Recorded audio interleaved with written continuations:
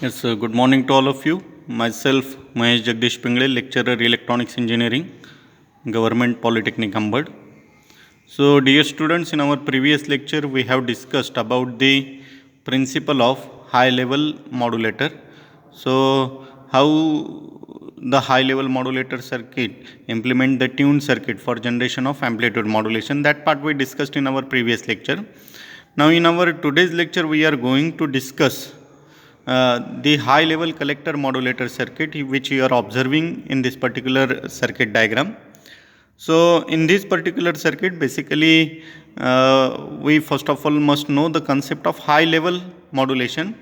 So in high level modulation, whatever the carrier signal and the modulating signal both are amplified at first, and according to the improvement of or amplification of higher power level of this carrier signal and modulating signal, then we are doing the modulation.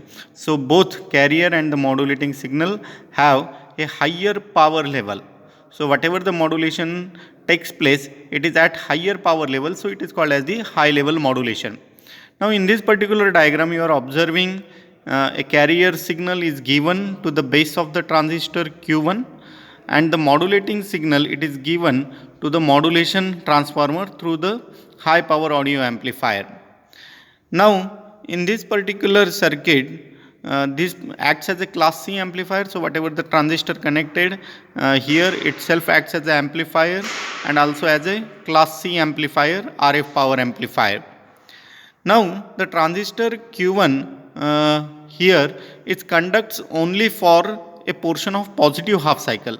So whatever the class C amplifier here working, it will conduct only for the positive half cycle of the carrier signal. So we are getting the current pulses only at the positive half cycles, not in the negative half cycles. So that waveforms also we are going to discuss in later discussions. So meanwhile you just keep in mind that the class C amplifier conducts only for a portion of positive half cycles of the carrier signal applied to the base of the transistor. Then transistor Q1 receives a RF carrier signal at its base. However, the transistor conducts only for the positive half portion of the cycle because it has been biased to operate as a class C amplifier. Now, as per in our previous lecture discussion, if we are giving a current pulse to the tuned circuit, then damp oscillations will be created as per the flywheel effect that we have discussed in our previous lecture. So working principle of a high level modulator, in that particular we discussed. So here also in the for the tuned circuit connected to the collector of this transistor Q1, we are giving some current pulses. So whatever the current pulse is given to the tuned circuit with the help of transistor Q1, that will create some damped oscillations in your AM output, and that damped oscillations are utilized for the generation of AM wave. Now what we are doing here, we are varying the amplitude of the current pulses, that is IC, collector current, with the help of modulation transformer. So whatever the modulating signal given through the to the modulation transformer through high power audio amplifier will change the amplitude of current IC, and that IC current amplitude that has changed, it will create damped oscillation at the AM output. So that's why according to the amplitude of IC, the damped oscillations created are developed. Now therefore whatever the modulation transformer here we are using, it will changes the current pulses. So we say that the amplitude of current collector current pulse will vary in accordance with the modulating signal. This is as shown in figure, so we will discuss in the figure also. Then the current pulses passes through the tuned circuit, and they will cause the tuned circuit to oscillate at the desired frequency as per the flywheel effect discussed earlier. So according to the modulating signal, current pulse will change. Current pulse then it is given to the tuned circuit. So as per the current pulse, amplitude of the current pulse, the damped oscillations are created, and the damped oscillations will generate the AM wave in the output of the your tuned circuit.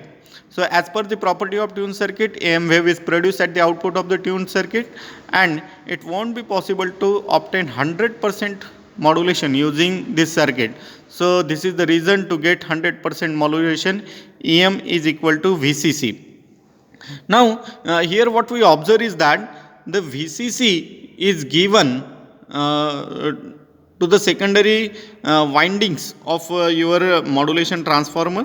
So, whatever the modulating signal, it is a DC shifted signal. So, it is also we are observing in your whatever the supply voltage, collector supply voltage diagram. Now, just we will see the waveforms of this particular collector modulation circuit, high level collector modulation circuit. So the first waveform indicates a collector supply voltage. So it is DC shifted signal. So whatever the VCC itself gets added, and to the on that particular VCC, the modulating signal EM, it is superimposed. So that's why whatever the modulating signal we are getting, it is nothing but VCC shifted signal. So we are calling it as an amplified modulating signal. So maximum peak amplitude of the modulating signal, it is EM. So it is superimposed on the VCC.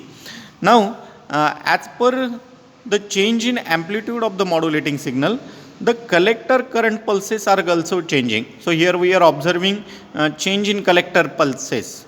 So if the modulating signal is 0, then collector pulse will of constant amplitude.